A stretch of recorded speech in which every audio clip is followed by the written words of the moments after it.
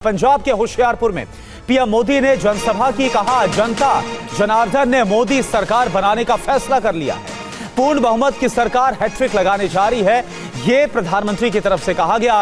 21वीं सदी भारत की सदी होगी।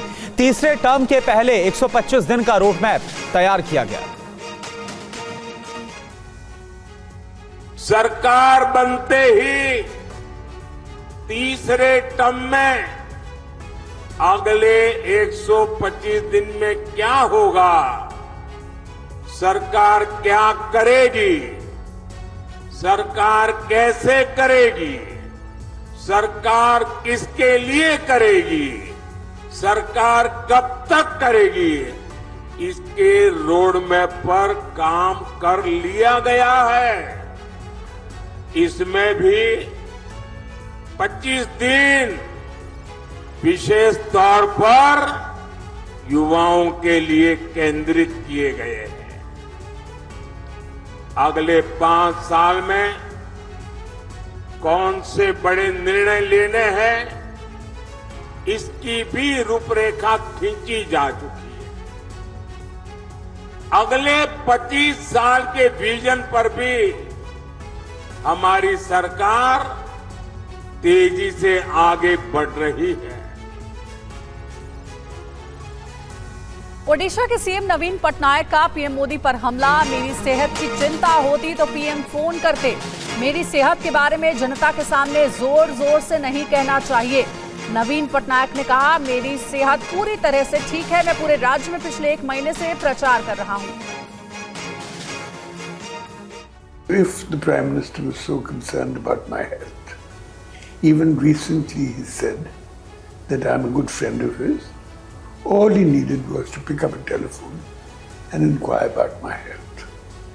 Instead of stating it loudly at a public meeting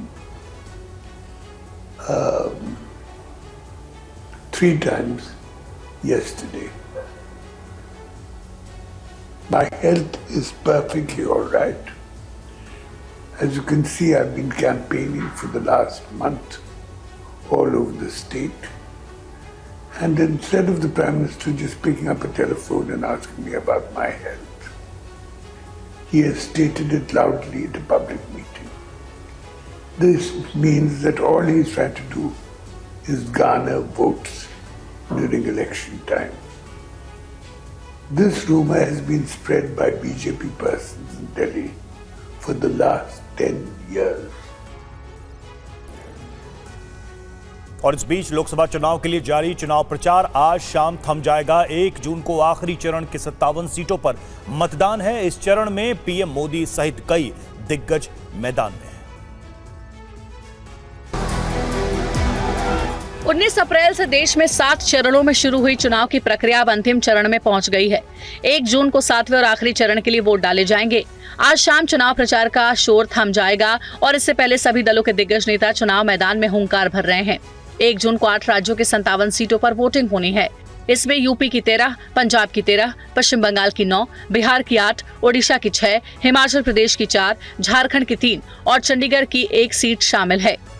आखिरी चरण के लिए 904 उम्मीदवार मैदान में हैं। पीएम मोदी वाराणसी से तीसरी बार चुनाव लड़ रहे हैं, तो वहीं मंडी से बीजेपी की कंगना रनौत और कांग्रेस के विक्रमादित्य सिंह हैं।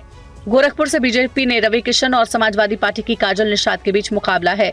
हिमाचल के हमीरपुर से बीजेपी के अनुराग ठाकुर और कांग्रेस के सत्यपाल सिंह रायजादा मैदान में हैं। डायमंड हार्बर से टीएमसी के अभिषेक बैनर्जी और बीजेपी के अभिजीत दास आमने सामने हैं।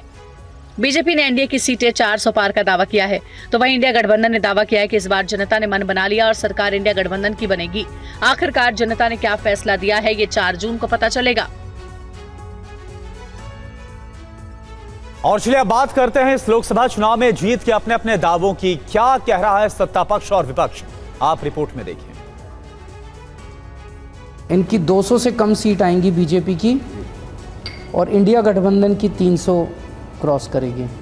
इस लोकसभा चुनाव में एनडीए और इंडिया गठबंधन की सीटों की भविष्यवाणी करने वाले सीएम केजरीवाल ने टीवी9 भारतवर्ष को अपना दावा लिखकर भी दे दिया है। राहुल अखिलेश भी बीजेपी की सीटों को लेकर कुछ इसी तरह की भविष्यवाणी करते रहे हैं। तो आरजेडी नेता और बिहार के पूर्व मुख्यमंत्री राबड़ी देवी ने भी ऐसा दावा किया है। 400 पार हो जाएगा, 300 पार हो जाएगा। आप लोगों का देखिएगा पूरा देश भर में लोग पलट गया है, देश के लोग पलट गया है। सरकार बन जाएगी, महागठबंधन का सरकार प्रधानमंत्री कौन होंगे? सब बैठ के बस समझौता कर लेगा। वहीं पीएम मोदी के संसदीय क्षेत्र वाराणसी में चुनाव प्रचार करने पहुंचे बीजेपी नेता माधवी लता विपक्ष पर हमलावर हैं। भैया इनका कहने का मतलब है मोदी भाई खटाखट खटाखट खटाखट 400 पार करेंगे और ये लोग फटाफट फटाफट फटाफट यहाँ से निकल जाएंगे।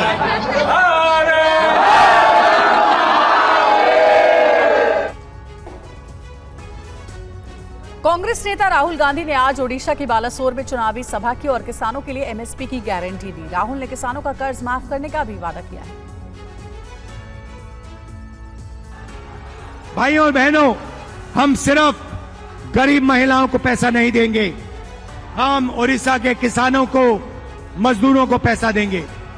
किसानों को गारंटीड कानूनी मिनिमम सपोर्ट प्राइस हम देने जा रहे हैं। इसके माध्यम से ओडिशा के किसानों को, हिंदुस्तान के किसानों को धान के लिए, शुगर केन के लिए, कपास के लिए, अनाज के लिए पहली बार कानूनी मिनिमम सपोर्ट प्राइस, कम से कम दाम गारंटी करके मिलेगा। भाइयों और बहनों, किसानों के बैंक अकाउंट में हम और पैसा डालने जा रहे हैं। हम किसानों का कर्जा माफ करने जा रहे हैं। अगर नरेंद्र मोदी अरबपतियों का कर्जा माफ कर सकता है, हम किसानों का कर्जा माफ करेंगे।